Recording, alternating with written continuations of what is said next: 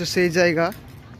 দেখুন দারুণ দেখতে দৃশ্যটা, মনোমুগ্ধ করা দৃশ্য। হ্যালো বন্ধুরা, আজকে চলে এসেছি খান্দোয়া। বাংলাদেশ এবং ভারতের যে সবচাইতে বড় নদীটা রয়েছে খান্দোয়ায়, বাংলাদেশ এবং ভারতের যে সবচাইতে বড় নদীটা রয়েছে সেইখানেই আমি দাঁড়িয়ে। আমার পেছনে এই নদীটা সবচাইতে বড় এবং আমি দেখুন এখানে রয়েছি। এটা হচ্ছে ভারতের, গ্রামগুলো হচ্ছে ভারতের, আর ওই দেখতে পাচ্ছেন যে ওই দূরে নদীটা পেরিয়ে ওটা হচ্ছে বাংলাদেশের সেই নদী।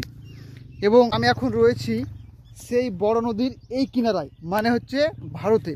এবং আমি যদি এই নদীটা পেরিয়ে চলে যেতে পারি তাহলে কিন্তু আমি বাংলাদেশ চলে যেতে পারবো, কিন্তু এখানে কিছু কিছু নিয়ম রয়েছে যেটা না দিলে আমরা বাংলাদেশ যেতে পারবো না। হচ্ছে সেই জায়গা।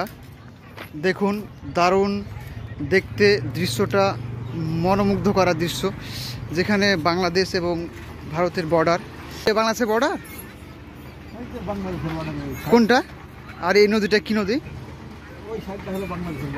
ওই সাইডটা বাংলাদেশের বর্ডার। আর এই নদীটা আপনার নাম কি? খান্দোয়া। এখান থেকে এই নদীটা কত দূর হবে? বাংলাদেশ সোজা এদিকে বাংলাদেশ, আর এই সোজা দিক। হ্যাঁ, এটা বাংলাদেশের। তাহলে এটা মেন নদী নাকি, বড় নদী এটাই? এটা সেই কি নাম বলেন?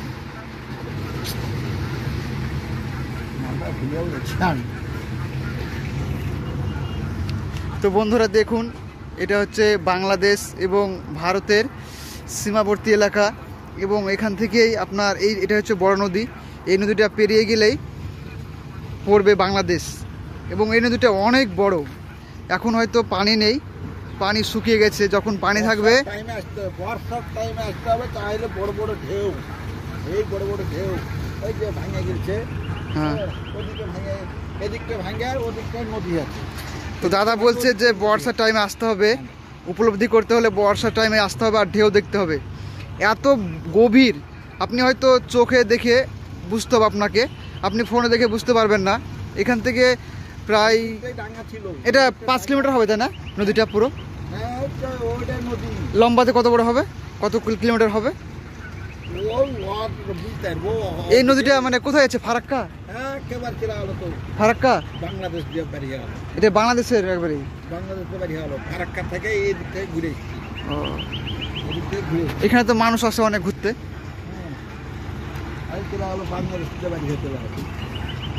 কত কিলোমিটার হবে এই নদীটা সোজাতে?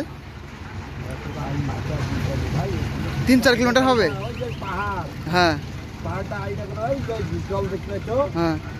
ওটাই ছিল নদী। ওই যে এই ভাঙার ওপরটা, এই যে নৌকাগুলো আছে, ওই ওপরটা ছিল নদী। আর এটা ভাঙা ওখানটা টাঙ্গা হয়ে গেল, আর এদিকটা নদী হয়ে গেল। এখানে জলের গভীরতা কেমন? জলের গভীরতা নামলি পরে বুঝতে পারবে কতটা গভীর আর কতটা কি। আপনাকে আমি জিজ্ঞেস করছি, আমি জানি না, আমরা নতুন। বললাম তো ডুবে ডুবে মাছ ধরো, তো মাছগুলা রাখে বলো। এই সাইড দিয়ে কত দূর হবে? এই রাস্তা দিয়ে ধরে ধরে রাস্তায় শেষ করতে পারবে না তো। আর এইদিক এদিক এদিকেরও রাস্তা শেষ করতে পারবে না, এদিকেরও করতে পারবে না।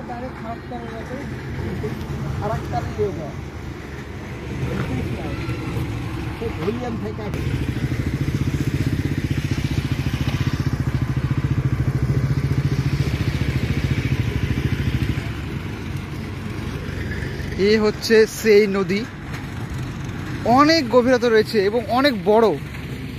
জায়গাটা প্রায় 4 থেকে 5 কিলোমিটার হবে।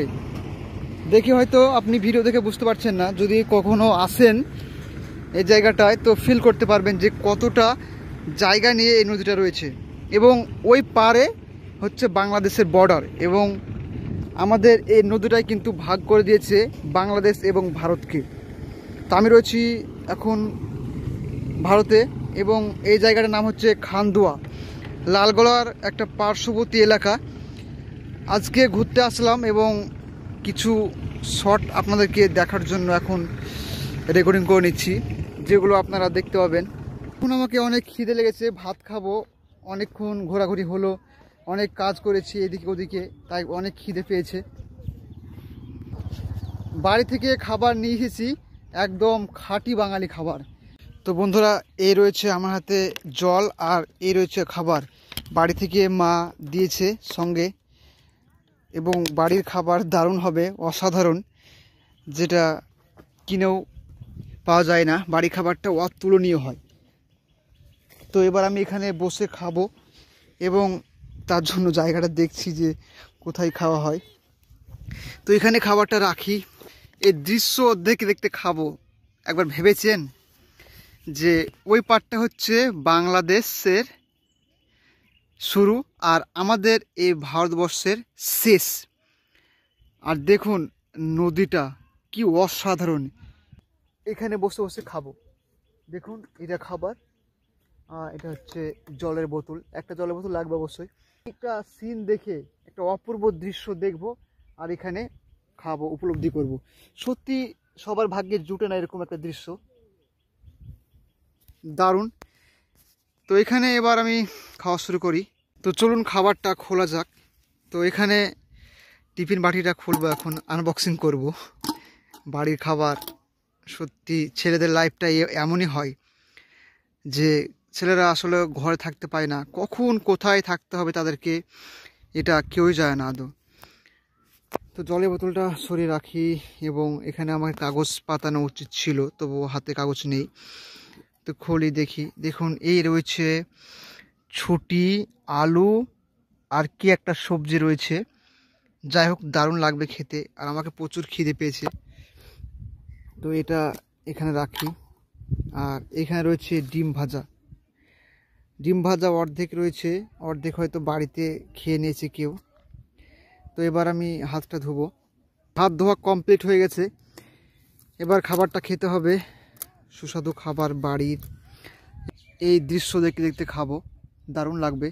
যেখানে আমার আশেপাশে কেউ নাই, আশেপাশে কেউ নাই, সবাই এখানে স্নান করছে এই নদীতে এবং আমি এই দৃশ্যটা দেখতে দেখতে খাই, অসাধারণ।